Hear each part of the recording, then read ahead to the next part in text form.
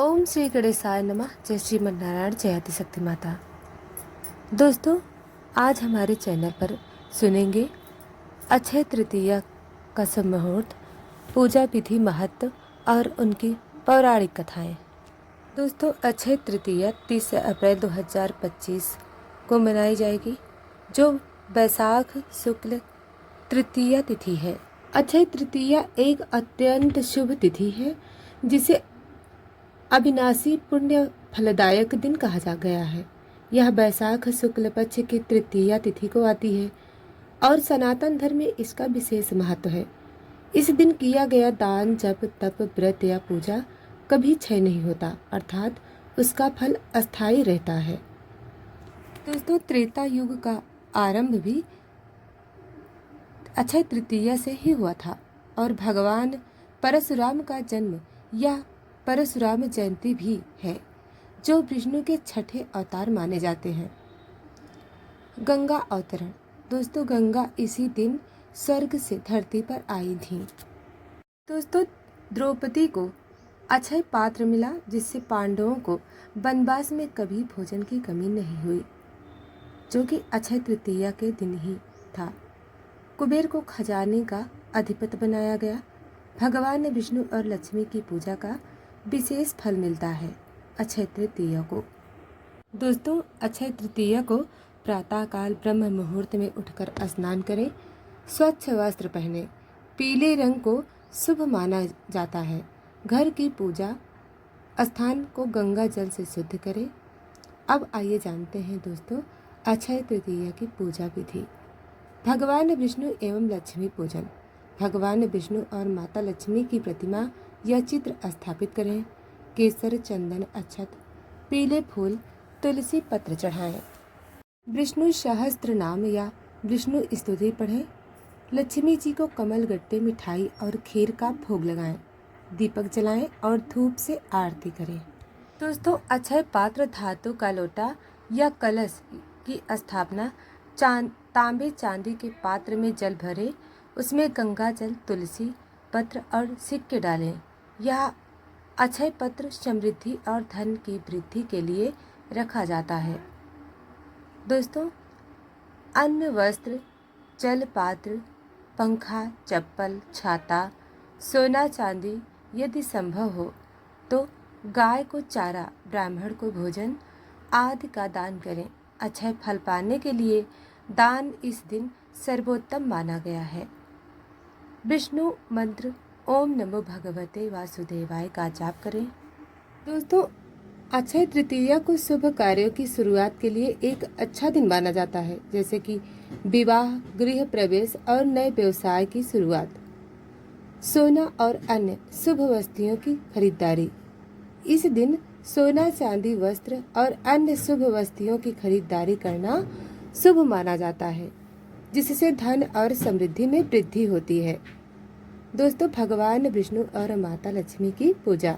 अक्षय तृतीया पर भगवान विष्णु और माता लक्ष्मी की पूजा करना बहुत ही शुभ माना जाता है, जिससे सुख और समृद्धि प्राप्त होती है। अक्षय तृतीया का शुभ मुहूर्त। अक्षय तृतीया 2025 के लिए अक्षय तृतीया की पूजा मुहूर्त सुबह 5:41 से दोपहर 12:18 तक। सोना खरीदने का शुभ मुहूर्त सुबह 5:41 से दोपहर 2:12 तक। दोस्तों, सोना खरीदने का शुभ मुहूर्त सुबह 5:41 से दोपहर 2:12 तक। दोस्तों, अक्षय तृतीया से पहले से सोना बहुत महंगा हो चुका है। ऐसे में अक्षय तृतीया पर सोना खरीदना या फिर सोने का दान करना संभव न हो तो कीमत के मामले में सोना अपने पुराने रिकॉर्ड तोड़ चुका है। दूसरी तरफ धार्मिक मान्यता है कि अक्षय तृतीया पर सोना दान करने से मिलने वाला पुण्य अक्षय होता है, लेकिन आपको बता दें कि पुराणों में कुछ चीज़ों का दान करना स्वर्ण दान के बराबर कहा गया है। तो आइए जानते हैं अक्षय तृतीया पर क्या दान करने से पुण्य स्वर्ण दान के बराबर माना जाता है। अक्षय तृतीया पर अनाज दान करने से बहुत पुण्यकारी लाभ होता है। शास्त्रों में किसी भूखे व्यक्ति का पेट भरना सबसे बड़ा पुण्य माना जाता है। पौराणिक कथाओं में जो व्यक्ति अपने जीवन में अनाज का दान करता है उसे परलोक जाने के बाद भी किसी तरह की परेशानी नहीं होती। अन्न के दान का पुण्य अक्षय होता है। दोस्तों, अक्षय तृतीया पर गुड़ का दान करने को बहुत ही शुभ माना जाता है। शास्त्रों में गुड़ का दान करने से भाग्य मजबूत होता है, क्योंकि सूर्य देव की कृपा से किसी व्यक्ति का भाग्य प्रबल होता है। शास्त्रों में गुड़ दान करने का फल स्वर्ण दान के बराबर माना जाता है। दोस्तों, जल को जीवन कहा जाता है। जल के बिना जीवन संभव नहीं। आप अगर अक्षय तृतीया पर सोना दान करना चाहते थे, लेकिन कीमत के कारण आपने अपना इरादा बदल लिया, तो आप मिट्टी के घड़े में जल भर कर भी दान कर सकते हैं। जल दान का पुण्य भी स्वर्ण दान के बराबर माना जाता है। दोस्तों, अब आइए सुनते हैं अक्षय तृतीया की एक प्रसिद्ध पौराणिक कथा। दोस्तों, पद्म पुराण और स्कंद पुराण से संग्रहित प्राचीन काल में एक कुबेर नामक निर्धन ब्राह्मण था। वह अत्यंत ईमानदार परंतु निर्धन था। वह अपने भाग्य को कोसता रहता था, लेकिन फिर भी वह भगवान विष्णु की भक्ति कभी नहीं छोड़ता था। एक दिन उसने जंगल में एक तपस्वी संत को देखा। संत ने उससे कहा, पुत्र, आज वैशाख शुक्ल तृतीया है, जो कि अक्षय तृतीया कहलाती है। आज जो भी पुण्य कार्य करोगे उसका फल अक्षय हो जाएगा। चाहे तुम एक लोटा जल ही किसी को दे दो, वह भी तुम्हें लक्ष्मी का वरदान देगा। कुबेर ने वह दिन व्रत, तुलसी सेवा, भगवान विष्णु का जाप और अपने पास का थोड़ा सा अन्न दान कर बिताया। रात को स्वप्न में माता लक्ष्मी आई और बोली, हे भक्त, तुमने आज जो श्रद्धा से दान और सेवा की है, मैं तुझे धनाधिपति बनाती हूँ। अगले ही दिन उसके जीवन में चमत्कार हुआ। उसे एक राजा ने अपने कोषाध्यक्ष के रूप में नियुक्त किया और कुछ वर्षों में वह कुबेर नाम से ही धन के देवता के रूप में प्रसिद्ध हो गया। दोस्तों, श्रद्धा से किया गया पुण्य कार्य मनुष्य को धरती पर भी समृद्ध बनाता है और स्वर्ग में भी। तो अब आइए सुनते हैं एक और कथा जो आपको प्रेरणा देगी। बहुत समय पहले की उज्जैनी नगरी के पास एक वीरान आश्रम था। एक वृद्ध सन्यासी रहते थे। वह किसी से ज्यादा बात नहीं करते थे, परंतु हर अक्षय तृतीया पर एक सुनहरे पात्र में कुछ जल रखकर तुलसी के नीचे रखते और फिर सारी रात मौन साधना करते। लोगों में किंवदंती थी कि जिसने उस पात्र को देखा वह अमरता के रहस्य को जान सकता है, पर आज तक किसी ने नहीं देखा था। एक युवक ब्राह्मण, नाम था शंकर, ज्ञान का अत्यंत इच्छुक था। वह आश्रम में सेवा करने लगा और उस पात्र का रहस्य जानने की ठान ली। अक्षय तृतीया की रात आई। आधी रात के समय वृद्ध सन्यासी समाधि में चले गए। शंकर चुपचाप तुलसी के पास गया और जैसे ही उसने पात्र को हाथ लगाया, एक तेज प्रकाश निकला और उसकी आंखें बंद हो गई।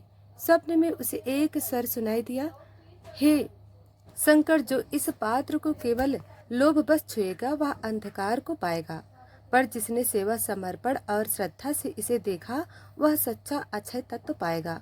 शंकर को अगली गलती का बोध हुआ। उसने अगले वर्ष तक पूर्ण सेवा, तपस्या और त्याग का जीवन अपनाया। अगली अक्षय तृतीया वही पात्र फिर तुलसी के पास रखा गया, लेकिन इस बार शंकर ने केवल ध्यान किया।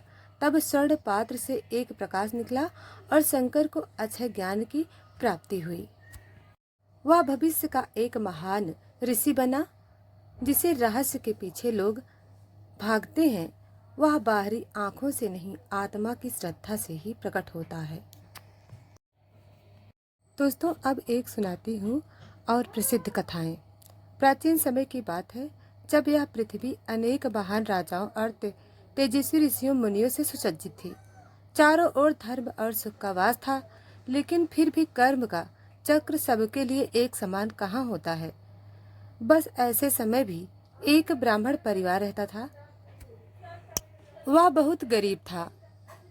मात्र ब्राह्मण और उसकी पत्नी थे। उसके पास कोई धन संपत्ति नहीं थी, ना ही पुत्र संपत्ति। जी हाँ, संतानहीन भी थे। लेकिन ब्राह्मण के जीवन में जो एक सुख था वो था उसकी पत्नी। उस ब्राह्मण की पत्नी अत्यंत विनम्र और पवित्र, चरित्रवान और सुंदर थी।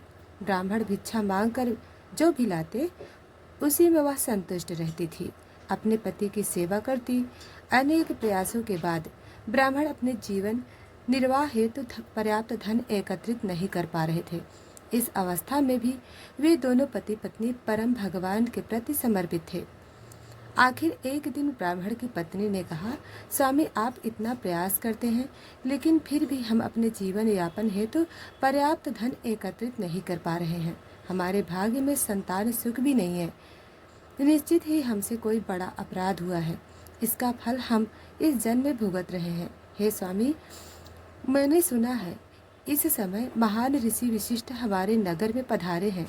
कृपया आप उनके पास जाइए और हमारी इस अवस्था का कारण और समाधान पूछिए। वे अवश्य ही हमारी सहायता करेंगे। अपनी पत्नी की बात सुनकर ब्राह्मण को भी यह सुझाव अच्छा लगा। वे उसी समय महान ऋषि वशिष्ठ के पास गए। वहां जाकर उन्होंने प्रणाम किया और हाथ जोड़कर ऋषि से प्रार्थना करते हुए कहने लगे, हे ऋषिवर, आप तो त्रिकाल, आप प्रत्येक जीव के भूत, भविष्य और वर्तमान से परिचित हैं। प्रभु, कृपया आप मेरी इस अवस्था का कारण बताइए। किस वजह से मैंने इस निर्धन और संतानहीन अवस्था को प्राप्त किया है और किस उपाय द्वारा हम इससे मुक्त हो सकते हैं। कृपया हमारा मार्गदर्शन करें।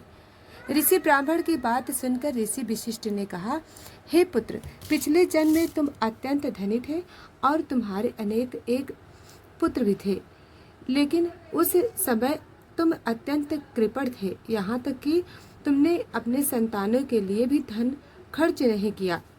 अपने धन संपत्ति के प्रति आसक्ति और अपने संतान के प्रति लापरवाही के कारण तुम्हें इस जन्म में निर्धनता और संतानहीन होने का श्राप मिला है। उस समय किसी कारणवश तुमने वैशाख मास के अंतिम 5 दिन में व्रत का पालन किया था, इसलिए इस जन्म में तुम्हें ब्राह्मण का शरीर और अच्छी पत्नी प्राप्त हुए हैं। अगर तुम इस जन्म में वैशाख मास में कम से कम 7 और दिनों तक भगवान श्री कृष्ण की भक्ति द्वारा पालन करोगे तो इस अभिशाप से अवश्य मुक्त हो जाओगे और वैशाख मास के शुक्ल पक्ष में आने वाले अक्षय तृतीया के दिन परम भगवान श्री कृष्ण की पूजा अर्चना करो। और ब्राह्मण ने विशिष्ट मुनि की बात का अक्षर से पालन किया और उसके फलस्वरूप वह ब्राह्मण निर्धन और संतानहीन से मुक्त हुआ। इस कथा का महात्म्य सुनाते हुए कहा गया है कि जब हम इस प्रकार की पौराणिक कथाओं का श्रवण और पठन करते हैं तो हम अपने आप ही परम भगवान गुरु वैष्णव की सेवा में संलग्न होते हैं। दोस्तों, अक्षय तृतीया के दिन इस कथा का श्रवण अवश्य करना चाहिए। दोस्तों, श्लोक है, आत्मदीप्यो भव स्वम प्रकाशम खोजन नश्वर तनु में अक्षय तत्वम सजो श्रद्धाया सेवया तपो लभते सो ज्ञान दीपो भवामृत ब्रजेत। स्वयं को प्रकाशमान दीप बनाओ, अपने भीतर के प्रकाश को खोजो। जो श्रद्धा और सेवा से तप करता है वह ज्ञान से जगमगा कर अमृत को प्राप्त करता है। तो दोस्तों, वीडियो को लाइक सब्सक्राइब अभी तक नहीं किया है तो अभी कर लें। धन्यवाद।